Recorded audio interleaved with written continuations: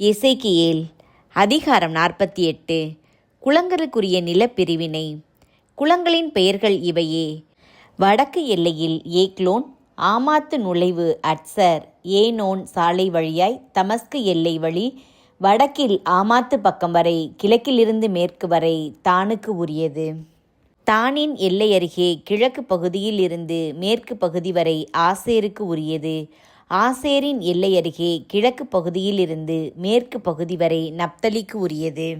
நப்தலியின் எல்லை அருகே கிழக்கு பகுதியில் இருந்து மேற்கு பகுதி வரை மனாசேக்கு உரியது. மனாசேயின் எல்லை அருகே கிழக்கு பகுதியில் இருந்து மேற்கு பகுதி வரை எப்ராயிமுக்கு உரியது. எப்ராயிமின் எல்லை அருகே கிழக்கு பகுதியில் இருந்து மேற்கு பகுதி வரை ரூபனுக்கு உரியது. ரூபனின் எல்லை அருகே கிழக்கு பகுதியில் இருந்து மேற்கு பகுதி வரை யூதாவுக்கு உரியது. நிலத்தின் நடுவே அமைந்த சிறப்பு பகுதி. யூதாவின் எல்லை அருகே கிழக்கு பகுதியில் இருந்து மேற்கு பகுதி வரை நீங்கள் அர்ப்பணிக்க வேண்டிய சிறப்பு பகுதி.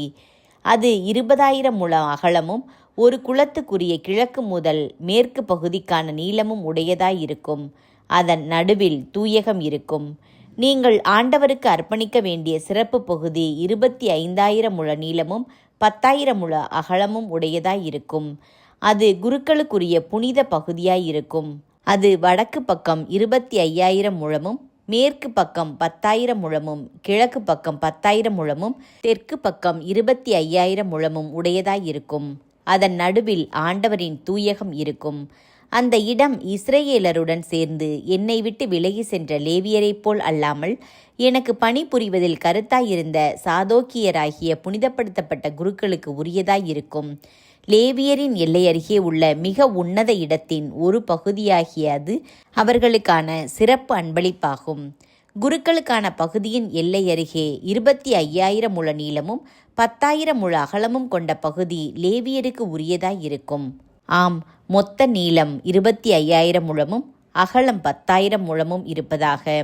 அவர்கள் அதிலிருந்து கொஞ்சமும் விற்கவோ உரிமை மாற்றம் செய்யவோ கூடாது. சிறந்த நிலமாகிய அதை யாருக்கும் கொடுத்தலாகாது. ஏனெனில் அது ஆண்டவரின் தூய நிலமாகும். 5,000 முழ அகலமும் 25,000 முழ நீளமும் கொண்ட எஞ்சிய பகுதி பொதுவானது. அது நகருக்காகவும் வீடுகளுக்காகவும் திறந்த வெளிக்காகவும் ஒதுக்கப்படும். நகர் அதன் நடுவில் இருக்கும். நகர்க்குரிய அளவுகள் பின்வருமாறு: வடக்கு பகுதியில் 4,500 கோல், தெற்கு பகுதியில் 4,500 கோல், கிழக்கு பகுதியில் 4,500 கோல், மேற்கு பகுதியில் 4,500 கோல். நகரின் திறந்த நிலம் வடக்கில் 250 கோலும், தெற்கில் 250 கோலும், கிழக்கில் 250 கோலும், மேற்கில் 250 கோலும் உடையதாயிருக்கும். தூயகத்தை ஒட்டி எஞ்சியுள்ள நீண்ட பகுதி கிழக்கில் 10,000 கோலும், மேற்கில் 10,000 கோலுமாயிருக்கும். அதில் கிடைக்கும் விளைச்சல் நகரின் பணியாளர்களுக்கு உணவளிக்கும். நகரில் பணிபுரிவோர் இஸ்ரேலின் எல்லா குளங்களில் இருந்தும் தேர்ந்தெடுக்கப்படுவர். முழு நிலப்பகுதியும் 25,000 கோல் நீளம் அகலமுடைய சதுர நிலமாயிருக்கும்.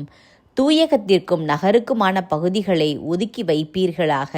தூயகத்திற்கும் நகருக்குமான பகுதிகளின் இரு பக்கங்களிலும் எஞ்சியுள்ளவை தலைவனுக்கு உரியன. அது தூயகத்தில் இருந்து கிழக்கே 25,000 கோலும், மேற்கே 25,000 கோலுமாயிருக்கும். குளங்களுக்கு சொந்தமான பகுதிகளை ஒட்டிய இவ்விரு பகுதிகளும் தலைவனுக்கு உரியன. கோவிலின் தூயகத்தை உள்ளடக்கிய புனித பகுதி நடுவில் இருக்கும். லேவியரின் பகுதிக்கும் நகரின் பகுதிக்கும் இடையில் தலைவனுக்குரிய பகுதி இருக்கும்.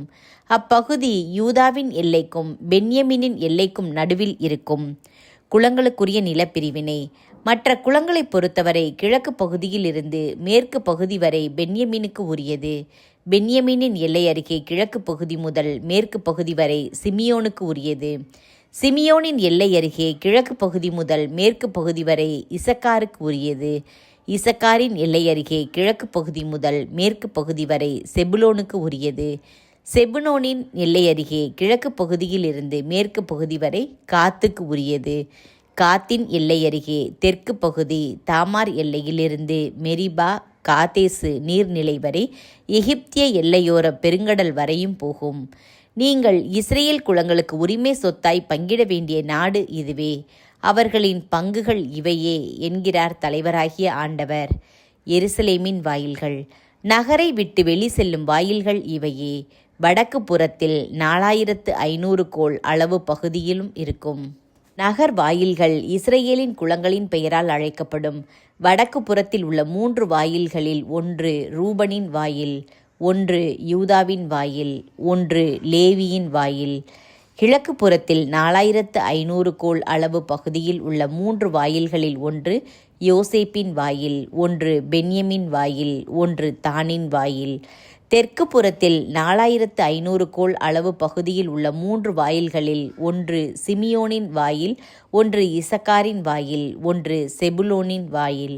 மேற்கு புறத்தில் 4500 கோல் அளவு பகுதியில் உள்ள 3 வாயில்களில் ஒன்று காத்தின் வாயில், ஒன்று ஆசேரின் வாயில், ஒன்று நப்தலியின் வாயில். நகரின் சுற்றளவு 18,000 கோல்.